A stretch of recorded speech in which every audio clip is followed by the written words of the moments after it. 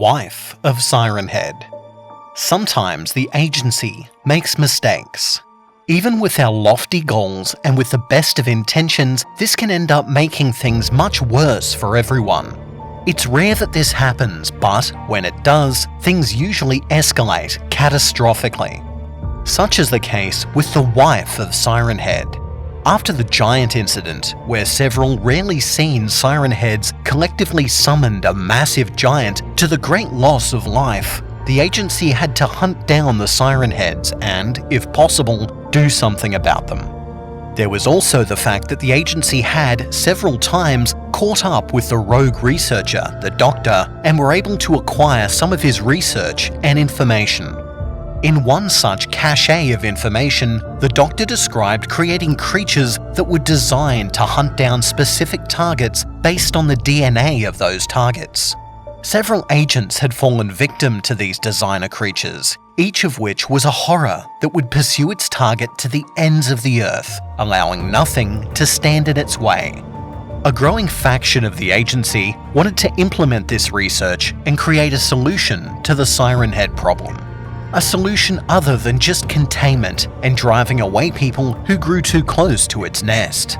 Or, in the case of multi-headed Siren Head, retreat as quickly as possible.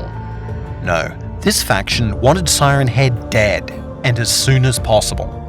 They also had the backing of a good portion of the leading agency council, and so the ill-advised project was approved. Though not without some modifications.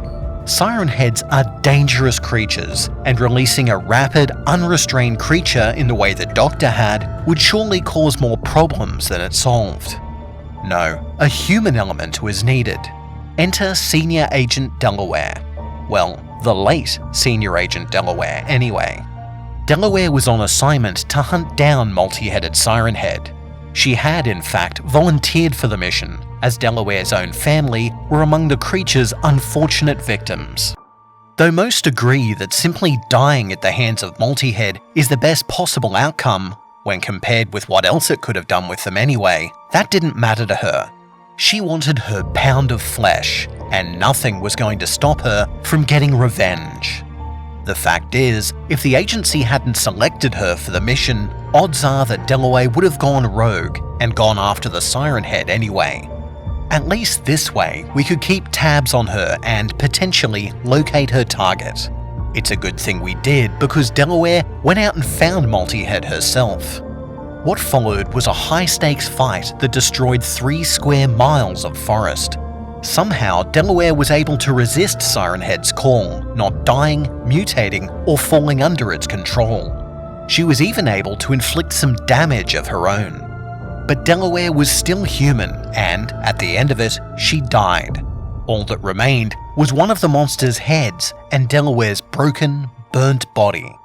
It was decided to use Delaware's remains, along with the pieces of the multi-headed siren, as the base material for the Doctor's experiment, to make a Siren Head hunter that would hate them with every cell of its body. The resulting organism looked a lot like a Siren Head, except in between the sirens was a woman's head. It looked a lot like Delaware. The hunter was quick to pick up language and didn't seem to be hostile towards humans. She answered every question the researchers had and endured every test they ran on her. It was discovered that the hunter could actually sense the location of the Siren Heads relative to her own position.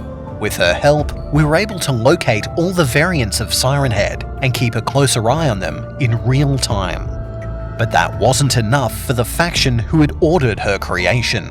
They wanted her out in the field to see how she would perform against Siren Head.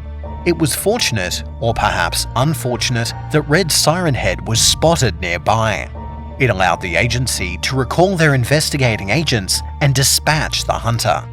As she left her containment, the hunter changed her form, going from a hybrid human/Siren Head to a more fully human-like figure.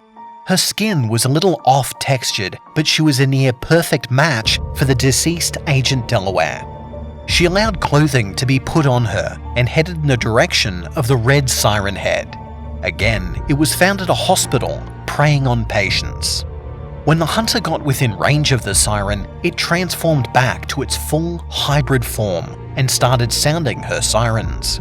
At first, the sirens were just as disorienting and painful to hear as those of the red siren, but then the pitch shifted.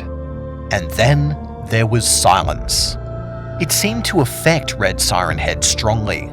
As the hunter grew closer to the larger, bloodier being, she ramped up her sirens and, before the observer's eyes, the flesh of the siren head began to sizzle and burn as though it was exposed to an open flame. It quickly became too much for the creature and it fled.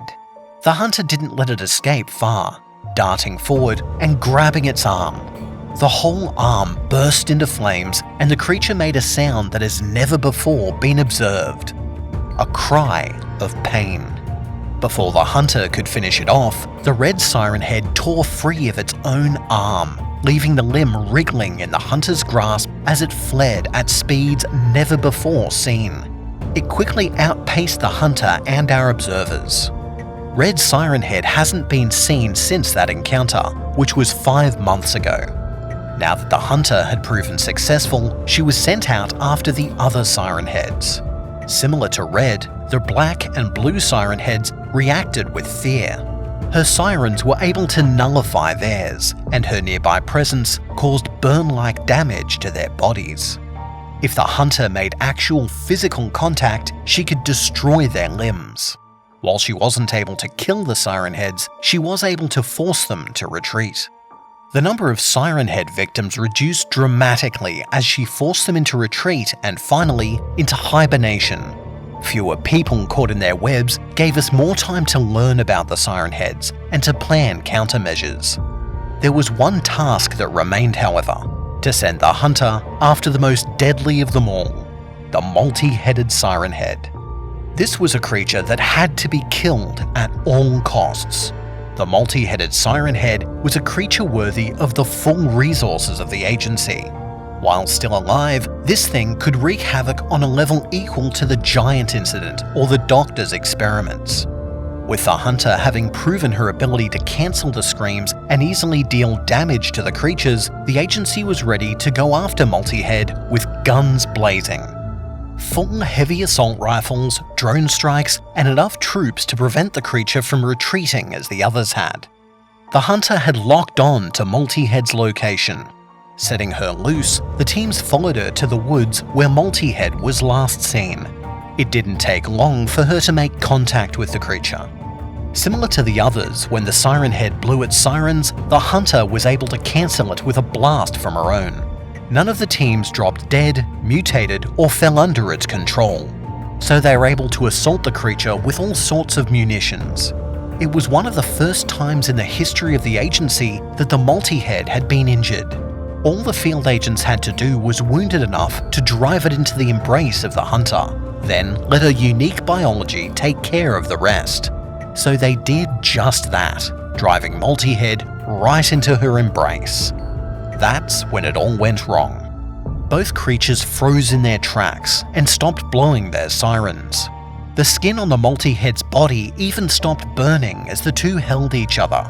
It was quickly realized that the hail of ammo from the assault team was no longer causing damage, either intentional damage to Multi-Head or even friendly fire upon the hunter. The two broke their embrace and the hunter's skin took on a darker tone, similar to that of Multi-Head. Then, as one, they let loose their sirens. Every member of the assault team died in that instant. It was only the drones that were able to record Multi-Head retreating from the scene, hand in hand with the hunter. While afterwards multi-headed siren heads' attacks did decrease in number, they grew much more vicious when they did take place. The hunter, renamed the Wife, was a different story. While she didn't attack humans directly, she did protect Multi-Head if it was attacked in her presence. Camera footage has also shown her midsection growing larger and larger. Researchers didn't know the cause until a random encounter with an agent who saw the Multi-Head fighting with his wife over two small figures. The wife had taken serious wounds and was cradling both figures. When she saw the agent, she shoved one of them into the agent's arms and blasted her siren at him.